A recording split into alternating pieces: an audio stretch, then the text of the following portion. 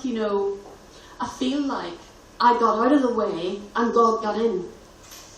Because all that I carried just stifled the living hell out of me. And probably those around me as well, you know. And now, you know, to be back here, this is the icing on the cake, by the way. The icing on the cake, oh, I'll get this out, is to be able to stand at the bottom of a hill where they started, to not feel shame, to not feel anger, to not feel bitterness or sadness or being removed from the isolation feeling, but to feel whole. That's most important to me. I feel whole. I feel well. I feel blessed. And I feel fulfilled. I'm just amazed that this has come round and you've invited me back, that I've got to stand here in Cafe Soul. Not the city of town, it's Soul, which is what I'm about, you know. And just something I want to say, that's really sort of the end, but there's something I've missed. Somebody said to me in England, you know, that I'm very rewards-based, and I didn't quite get that. Now, I get it now.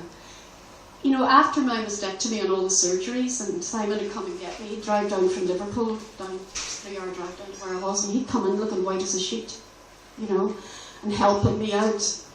Except I probably was whiter than him, but I didn't know I was whiter than him, and I didn't feel whiter than him. And we'd sit in the car, and especially after the mastectomy, especially that one. And we sat in the car, and I said, right, Hartwell House, please. And Hartwell House is a luxury hotel near me, yes. We're going to celebrate. I have to say about a glass of wine. It's a glass of wine to celebrate. And he said, celebrate what? I said, the fact I've got in there, I had it removed, I am out, and I'm in here. So I want to celebrate that. And you know, as time's gone on, I celebrate everything. Every time I have some treatment, I go to my cafe in Oxford, I have a meal, and I share it with a friend, and I celebrate. I think I switch my whole mind away from where I've just been. And I do it all the time, and when I go to Mexico, I mean, that's just something else. I go all jittery, and then I spill my beans when I get there. This is the ritual that happens. Then they give me some treatment, and they love me to bits. And then I bounce up, and I stay with my missionary friends out there for my 5-day holiday. And then I fly back, renewed, except now I'm going to do it all here. I'm not going to go flying away, because God's in here, and I feel healed. So I don't need all that. So that's it, really. Oh, and my book. And the cake. Oh, and the cake. You're not getting away with that. My book is, when I was diagnosed, I came home in bits, and I had my boy at 9, and I went to the computer, and I went, each treatment I had, I went into the computer, so it's was my soulmate, as you might say, and all the emotions went in. And then 2 years later, when I sold my house, I thought, why don't I write it up as a book? So what you have is a story, very raw, as I go through treatment, and very harrowing, with flashbacks to my childhood, because each time I spoke in treatment, something else healed from childhood. Each time they cut a bit of me off, I used to say, you know, to the surgeon, each time you cut a bit of me off, I seem to get more inside, which he didn't grasp, naturally. And, you know, so it's all of that, till Mexico, and you've got all the, I forget to stress this, there's all the treatment elements that I had in detail in there, and there's a lot of appendices at the back about a lot of other alternative and complementary treatments. Okay. Yes.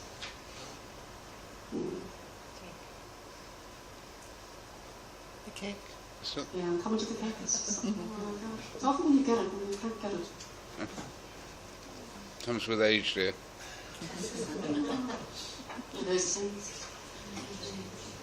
Okay. Yeah, my nurse, I have care at home now. You know, I just asked for it, and I've got it, thank God. And she comes in and gives me my Herceptin at home, and I feel I'm getting a treat. I don't feel I'm getting treatment. And she said, you know, you're a bit of an odd one, and I said, thank you. And you're 61 and you're a 17-year-old. You're retired. You're a pensioner. I have to say that word. You know, I felt good before the word. I have to say that word. You're a pensioner, and You're bouncing about. Your file, you're not well. I said, no, you're sick. No, seriously sick. I said, seriously sick. But you're well. I said, then that is it, isn't it? And she said, you're probably very detoxed. Oh, yes, read my book. It's in the book. But, it's how I feel, and I just want to share it with everyone. I want to give it to everybody. I want nothing for it.